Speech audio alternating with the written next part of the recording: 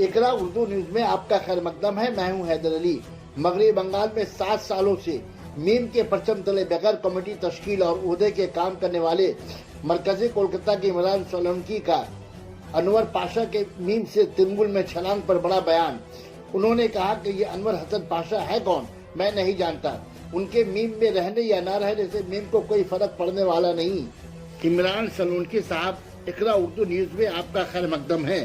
मैं मीम को यहाँ पे सपोर्ट कर रहे हैं। हम लोग 7-8 साल से मस्जिद इत्तेहादुल मुस्लिमीन में काम कर रहे हैं। असदुद्दीन ओवैसी साहब की पार्टी का और उनकी जो मुहाज पर वो काम कर रहे हैं, उसके लिए हम लोग 7-8 साल से यहाँ पर काम कर रहे हैं। अच्छा, अक्सर अमूमन देखा गया है जब किसी भी रियासत में इलेक्शन का बिगुल बजता है तो अवैसी साहब हो, मीम हो या कोई भी हो, कोई भी मुस्लिम पार्टियां जो है वो मुसलमानों का वोट को जो है मुंतशिर करने का काम करती हो या फिर उसको यकजा करने का काम करती हो, उतर जाते हैं। तो अभी बिहार इलेक्शन में मीम का जो रिजल्ट रहा, यानी जितने कैंडिडेट ये 24 उम्मीदवार दिए थे वो जिससे 5 जीती है। और ऐसे में सामने बंगाल इलेक्शन है। अब बंगाल इलेक्शन में जो है 2021 में यहाँ पे मीम के जो सरबराह है अवैसी साहब, वो यहाँ अपना उम्मीदवार खड़ा करना चाहिए। पहले आपको मैं करेक्ट कर दूं, थोड़ी सी मुताला में कमी आती है। 24 सीट में नहीं, मस्जिद इत्तेहादुल मुस्लिमीन में बिहार में 19 सीटों पर इलेक्शन। अच्छा, ठीक है। दूसरी बात यह है कि हम एक सेकुलर पार्टी हैं और हम इलेक्शन लड़ने ही जाएंगे। हम कोई सोशल वर्कर नहीं है कि हम हर वक्त खड़े रहेंगे। कोई भी सियासी जमात होती है उसको इलेक्शन लड़ने का हक है, इसीलिए वो पार्टी बनाएगी इलेक्शन लड़ने के लिए। तो इलेक्शन जब होंगे तो हम लोग हर जगह जाएंगे और जहाँ जहाँ हमें लगता है, ऐसा वैसे आपको लगता है पार्टी प्रेसिडेंट को कि वहाँ जाना चाहिए, वहाँ पे हमारे लोग काम कर रहे हैं, तो वहाँ जाते हैं। और अल्हम्दुलिल्लाह बंगाल, आप बिहार की बात करें, बिहार में हम लोगों ने 19 सीट लड़कर 5 सीट जीती। 5 साल से वहाँ मेहनत चल रही थी। 2015 में इलेक्शन लड़े थे वहाँ पर। बंगाल में भी इलेक्शन का मसला ऐसा है कि हम लोग बंगाल में 7-8 साल से काम करते हैं और बंगाल के हर डिस्ट्रिक्ट में मेरे पार्टी के वर्कर्स हैं। मेरे पार्टी लोगों को पिछले साल आपको मालूम होगा कि CA NRC जो मुद्दा चल रहा था उसमें हमारी पार्टी के लोग प्रोटेस्ट नहीं कर पाए और ममता बनर्जी ने जितने मुस्लिम हुक्मरान थे, जो मुस्लिम पार्टीज है और जो मुस्लिम जो वर्कर्स हैं, जो मुसलमानों के हित की बात करते हैं और CA NRC के खिलाफ थे, तो ममता बनर्जी उसको पूरा अपने ऊपर लेकर सिर्फ खुद ही ने किया, बाकी सबको अरेस्ट कर, हमारी पार्टी को नहीं, और भी दूसरे देगर लोगों को जो हाईलाइट हो जाए। तो ममता ने सबको अरेस्ट करवाया था गैर जरूरी मामला में। जो मगरबी बंगाल में मीम की बानी है, यहाँ मीम को हमने बनाया या बैठाया यहाँ पे, वो कल TMC भी ज्वाइन की, तो इसके ज्वाइन करने से कोई फर्क पड़ने वाला है? देखिए, अनवर हसन पाशा का नाम तो मैंने सुना है पहले, और कल के बाद से और ज्यादा काफी मीडिया ने मुझे फोन किया, काफी कार्यकर्ता ने फोन किया। तो हल्दिया में वो काम कर रहे थे।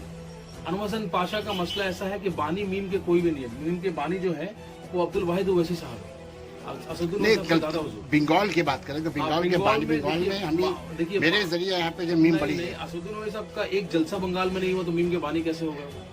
असदुद्दीन ओवैसी साहब एक तकरीर यहाँ नहीं की, एक बार यहाँ पर आए नहीं, तो बानी कैसे होगा? असदुद्दीन ओवैसी साहब उनको जानते भी नहीं। अच्छा, ऐसे भी सुनने में आ रहा है कि भाई यहाँ पे जो है कोई कमेटी अब तक नहीं बन पाई है मीम की, यहाँ बिल्कुल कमेटी, ना कोई रजिस्ट्रेशन हो पाया। तो ऐसे में आप लोग कैसे काम कर पा रहे हैं? जो यहाँ के जो हामी जो है, मीम के हामी जो, वो कैसे काम कर पा रहे हैं? हम लोग जो भी काम करते हैं पार्टी का, हम लोग असदुद्दीन सबसे परमिशन लेकर करते हैं और कमेटी नहीं, हम लोग एक सेकुलर पार्टी है और हम लोग चुनाव आयोग में है, रजिस्टर्ड है। तो हम लोग इंडिया में भी पार्टी कर रहे हैं, हिंदुस्तान भारत देश में पार्टी कर रहे हैं, तो हमें पूरा हक है, हम किसी पार्टी को भी कर सकते हैं। ये तो हिंदुस्तान का हक है, उसके लिए रजिस्ट्रेशन की जरूरत नहीं है।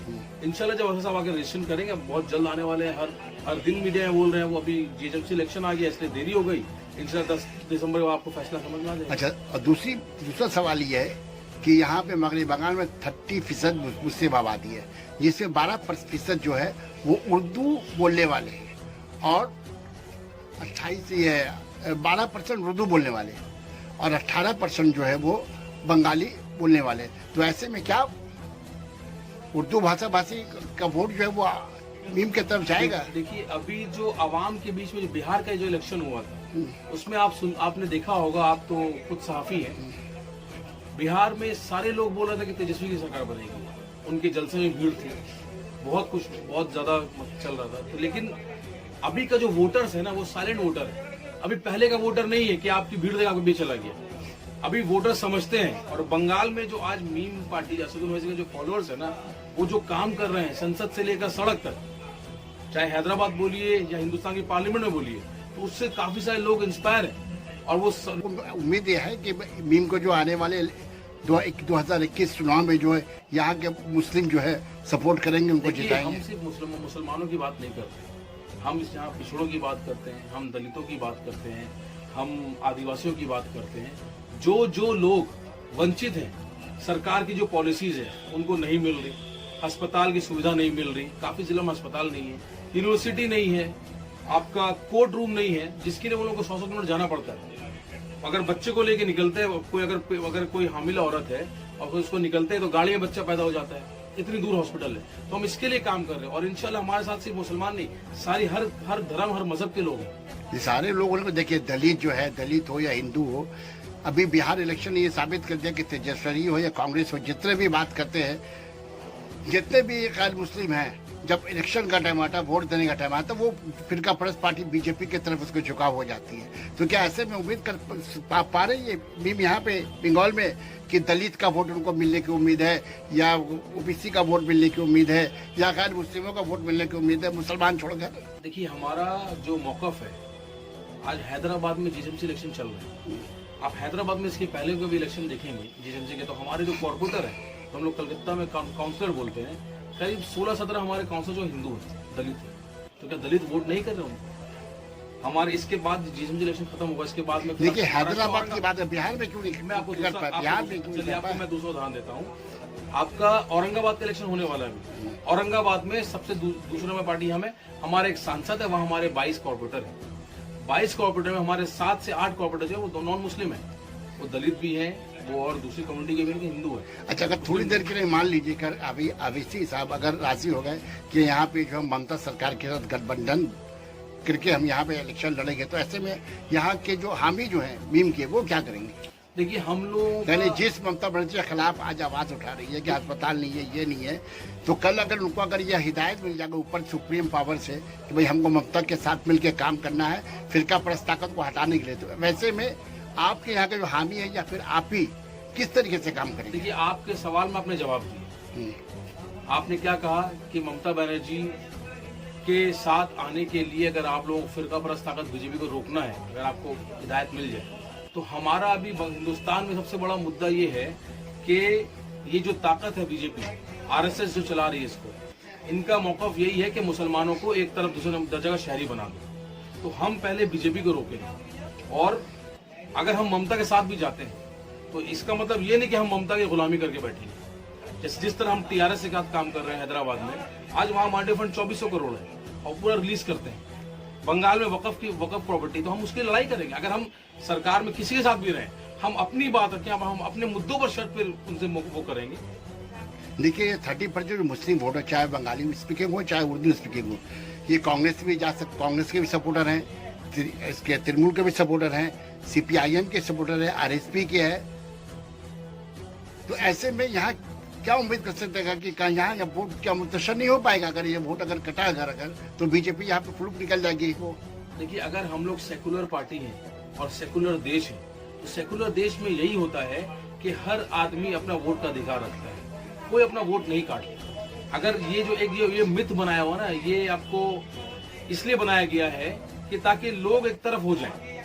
मेन सारा मसला क्या मुस्लिम वोट्स का है। आप कभी दलित वोट की बात नहीं करते, आप कभी हिंदू वोट की बात नहीं करते, आप कभी ठाकुर वोट की बात नहीं करते, आप ब्राह्मण वोट, आपको सिर्फ मुस्लिम वोट की बात करनी है। सवाल पहले कि दलित भी उतने परेशान नहीं है जितना मुसलमान परेशान है बीजेपी के आने से, फिरका परस्त ताकत के आने से। सबसे ज्यादा खौफ मुसलमानों को है। देखिए, दलित जो है, दलित भी परेशान है, ऐसा नहीं। दलित आज दलित परेशान अगर नहीं होते तो मायावती, शायद मैं कल हैदराबाद जा भी रहा हूँ, तो 10 तारीख के बाद में जो भी फैसला होगा बहुत जल्दी आपको सामने। अच्छा, जो अनवर पासा जो है, इनके मकसद क्या? अनवर पासा साहब, देखिए उनके साथ में कोई लोग नहीं है, वो हमारे पार्टी के कोई वर्कर भी नहीं थे, बस वो अपनी मर्जी से काम कर। काफी लोग, सारे लोग अभी टीएमसी के बहुत सारे लोग काम कर रहे हैं, तो अगर वो टीएमसी वापस अगर ज्वाइन करते तो उसमें हमारा कोई फर्क नहीं पड़ता। हमारे तो लोग थे भी नहीं यहाँ पे ज्यादा, सब टीएमसी के लोग थे, सीपीएम तो कांग्रेस के लोग थे। हमारे में आ रहे हैं, हम उनके लोगों को तोड़ रहे हैं। आज हमारे अगर 30 लाख मेंबर है तो हम उनके लोगों को तोड़ रहे हैं। कितने लोगों के यहाँ तोड़ पाया? हमारे यहाँ बंगाल में अभी 30 से 35 लाख मेंबर हैं। एमआईएम कमेटी बनी नहीं है, मेंबर कैसे बनते हैं? हमने कमेटी तो कभी हम लोगों ने ऑनलाइन चालू किया है। मैं आपको कोई हमारी बात नहीं कर रहा हूँ। अब मैं बताऊँ आपको कि लोग असस्ता को जो पसंद कर रहे हैं ना, हमने ऑनलाइन फॉर्म चालू किया है, हमने फिजिकल फॉर्म शुरू किया है।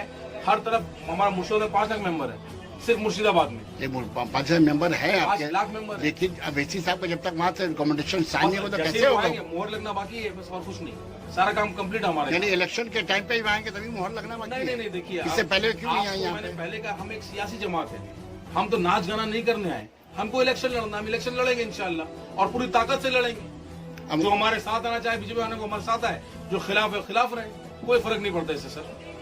तो फर्क तो आपको नहीं पड़ेगा, लेकिन फर्क पड़ जाएगा बीजेपी को, बीजेपी जीत पाएगी। सर आपको यही तो बात मैं कह रहा हूँ ना कि आप 74 साल हिंदुस्तान जब आजाद हो गया, उसके बाद मुसलमानों ने कभी बीजेपी को वोट नहीं दिए, तो बीजेपी हुकूमत में कैसे आ गई? तो इनमें दमखम नहीं है। बीजेपी इसलिए हुकूमत में आई कि ये मुस्लिम सब वोट साथ देंगे। मुंतशिर हुआ, मुस्लिम वोट का बंटवारा हुआ। आप गलत बोल रहे हैं। आप अंडर लाइसेंस उठा के देखिए ना भाई, मैं बोल रहा गलत हूँ, हुआ मैं बता दूं। और हिंदू वोट सिमटा ही जगह जाके। आप गलत बोल रहे हैं। मैं बता दूं आपको, मुस्लिम वोट बटा नहीं है, मुस्लिम वोट बैंक तो कभी था ही नहीं। ये सिर्फ एक मिथ बना के मुस्लिम वोट बैंक है, ऐसा हिंदुस्तान में कभी रहा ही नहीं मुस्लिम वोट बैंक। और बीजेपी हुकूमत में इसलिए आई है कि ये लोगों ने बीजेपी को कभी कमजोर नहीं किया, मजबूत करते गए। आज आरएसएस पे ये बात बहुत दूर तक जाएगी, अगर आपके सवाल होंगे। आरएसएस पे बैन लगाया था, बैन हटाया क्यों आरएसएस का? और मैं नाम नहीं लेना चाह रहा, केस बुक होगा फालतू में। अभी जो मसला है ना, तो वोट बैंक का कोई इशू नहीं है। आपको सियासी जमातें लड़ना, हम यहाँ के लड़ने के नहीं, सियासी दल को हक इंडियन बैंक कोड के हिसाब से सबको हक मिलता है लड़ने के लिए, लेकिन सवाल पे था कि मुसलमान का मुस्तकबिल क्या होगा बंगाल में? मैं तो यही कह रहा हूँ ना आपको कि अभी तक तो 70 साल क्योंकि मुस्तकबिल बना 34 नहीं। साल 34 आज वकफ में बंगाल में कलकत्ता शहर का बताऊं मैं, ऑफिशियल रिकॉर्ड बोल रहा हूँ आपको। बंगाल में कलकत्ता शहर में जो वकफ की प्रॉपर्टीज है ना, अगर सरकार जिसका जो रेंट फिक्स करती है, अगर वो रेंट दिया जाए तो कम से कम 200-250 करोड़ होगा। तो फिर आज सरकार कितना तक देती है आज तक आपको? मीम के बैनर पे एजुकेशन क्यों नहीं किया गया? बिल्कुल हो रहा है सर, कहाँ नहीं हो रहा कहाँ है? हुआ? अब तक तो हमने नहीं देखा, अब तक नहीं देखा। सर आप वही मैं बोल रहा हूँ आपको, आपने शायद मुताला कम किया होगा। आप 7 साल का इतिहास उठा कर देखिए मजलिस इत्तेहादुल मुस्लिमीन का। हम लोग फेसबुक की पोस्ट करते हैं, फेसबुक पोस्ट देखिए हमारा, हम लोग हर तरह एहतजाज कर रहे हैं। हमने बीजेपी पार्टी ऑफिस में घिराव किया, सुन लीजिए, बीजेपी का सेंट्रल पार्टी ऑफिस बंगाल का घेराव किया हम लोगों ने काफी जकरा स्ट्रीट में जहाँ हम बैठे हैं, वहाँ कम से कम मैंने 50 जलसे क्योंकि किए। कुछ लोग जो हैं वो मीम के बैनर पे अब तक जब ये रजिस्ट्रेशन नहीं हुआ, वो अपना उल्लू सीधे किए, वो ये रजिस्ट्रेशन करके वो रजिस्ट्रेशन करके अपना मीम के नाम पे कोई भी जो भी रजिस्ट्रेशन हुआ है, अब तक रजिस्ट्रेशन नहीं हुआ है, लेकिन उसके बावजूद उसका एक सबसे बड़ा उदाहरण अनुराग पाशा, जिसका आप नाम ले रहे हैं, अपना उल्लू सीधा किया। आपने अपने अल्फाज जबान इसी तरह बहुत सारे लोगों को उल्लू सीधा करेंगे आने वाले इलेक्शन में। सर बिल्कुल करेंगे। आपका पार्टी सुप्रीम मीम के नाम पे करेंगे। देखिए आप जो बोल रहे हैं उल्लू सीधा, ये हर पार्टी में लोग होते हैं। जो टीएमसी में बीजेपी के लोग भी हैं, सीपीएम में, सुन लीजिए मेरी बात, जवाब सुन लीजिए। कांग्रेस में बीजेपी के लोग हैं, कांग्रेस छोड़कर बीजेपी ज्वाइन कर रहे हैं, टीएमसी छोड़कर बीजेपी ज्वाइन कर रहे हैं। आज ममता बनर्जी की साहिबा सीएम हमारी, उनका खास जो थे मुकुल राय, वो चले गए बीजेपी में। तो इसमें आप किसी को रोक नहीं सकते।